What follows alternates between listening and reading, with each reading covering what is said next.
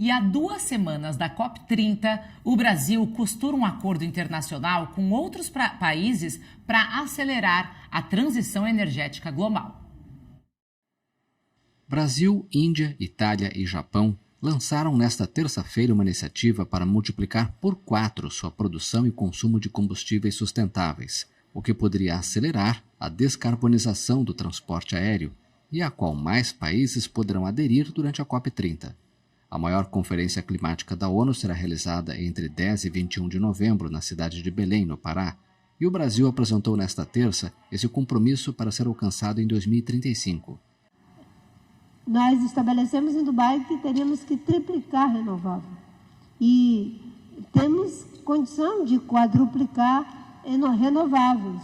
E foi esse o relatório, foi essa a intenção do embaixador Maurício Lírio quando apresentou o seu relatório. Os combustíveis sustentáveis englobam os biocombustíveis, o hidrogênio e alguns sintéticos, que podem substituir as fontes de energia fósseis em setores como o transporte aéreo e marítimo ou nas indústrias do cimento e do aço.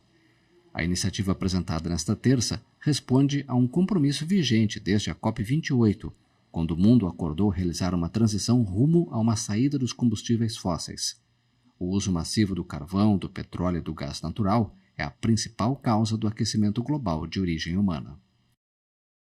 Bom, Mari, a gente viu então nessa pré-COP que a gente está falando aqui ao longo desses dias, dessa semana aqui no Agora, e em especial essa notícia que a gente deu é sobre os combustíveis sustentáveis. A gente tem visto cada vez mais uma luta, né? Uma tendência de todos se unirem em busca disso, e o único que está meio que querendo fugir disso, se ausentar, são exatamente os Estados Unidos com a sua sempre polêmica postura de Donald Trump. Pois é, Paula, e não é qualquer um, né, que se ausenta, porque ele puxa um fio, né? Já teve efeitos em outras empresas privadas, inclusive em relação a foco de investimento em combustíveis sustentáveis, transição ou não. Mas é interessante lembrar que, se a gente pensar nos Estados Unidos, como que eles desenharam diversas vezes aí a visão sobre transição energética e a relação com a economia. Em 2022, o então presidente Biden, né, colocou um ato chamado The Inflation Act, né, o ato para a inflação. Naquele momento, você tinha recém-estourado também a guerra na Ucrânia. Isso aumentou o custo da energia, pensando principalmente em gás e os efeitos também na indústria do petróleo, que então deu um pico de alta. E aí a ideia era que, olha, o investimento em energia renovável, em energia em bases mais elétricas, inclusive, do que gás e petróleo, vai ajudar, inclusive, a gente ter maior estabilidade do ponto de vista de preços. Esse Inflation Act, então, tinha como intenção baixar a inflação via baixar custos de energia e, para fazer isso, incentivar a energia renovável. Foram os vários modelos aí de apoio, de subsídio, que foram colocados para a transição energética nos Estados Unidos. Subsídios esses que são exatamente os que Donald Trump está retirando ou retirou com o seu Big Beautiful Bill deste ano. Ou seja, o padrão orçamentário novo dos Estados Unidos indica que não vai ter mais esse investimento, essa colocação aí de recursos para incentivar a transição energética. Então vamos fazer a ponte agora com o que Biden disse. Qual é o efeito disso do ponto de vista da economia mais geral? Quer dizer, com relação à inflação, qual é o efeito? Para onde vai?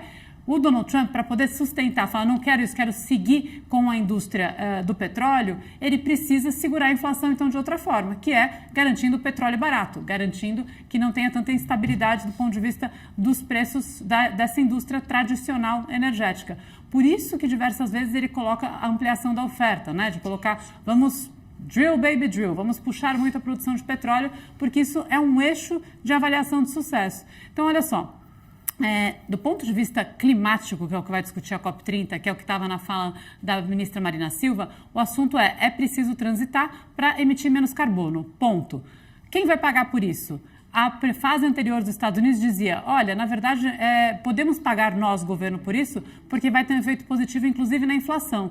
Fase atual. Não, a gente não vai pagar dessa forma, a gente quer, na verdade, gastar menos com isso para gastar mais com defesa. O governo não vai entrar nesse custo, o governo dos Estados Unidos não vai bancar essa transição e a gente vai resolver inflação por outro caminho, que é, inclusive, acelerando, investindo ainda mais na indústria que gera carbono. Então, esse caminho aí de possibilidades entre sustentabilidade, efeitos climáticos positivos e transição energética, ele já tem teses que tentam construir convergência, mas tem custo. E aí bate muito na questão fiscal de quem paga a conta.